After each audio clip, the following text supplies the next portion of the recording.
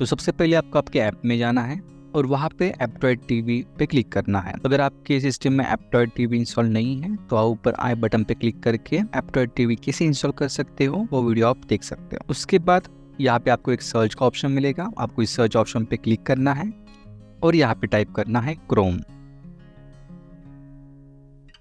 तो जैसे आप क्रोम टाइप करते हो वैसे आपको यहाँ पे गूगल क्रोम का ऑप्शन दिखेगा, उसके ऊपर आपको ओके प्रेस करना है।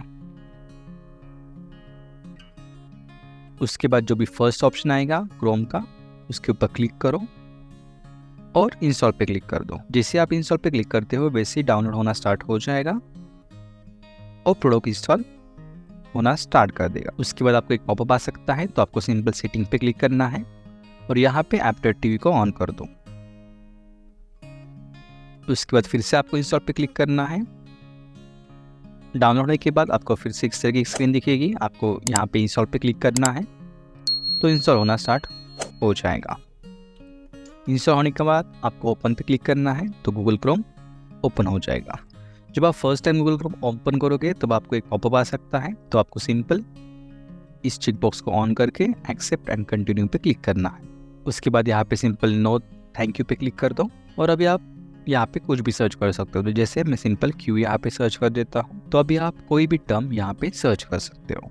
तो अब हम और एक ऐप इंस्टॉल करते हैं जिससे आपको हर बार एप्पल टीवी में जाके गूगल क्रोम ओपन करने की ज़रूरत नहीं पड़ेगी। तो मैं simple Google play store open कर लेता हूँ और यहाँ पे सर्च पे क्लिक कर देते हैं।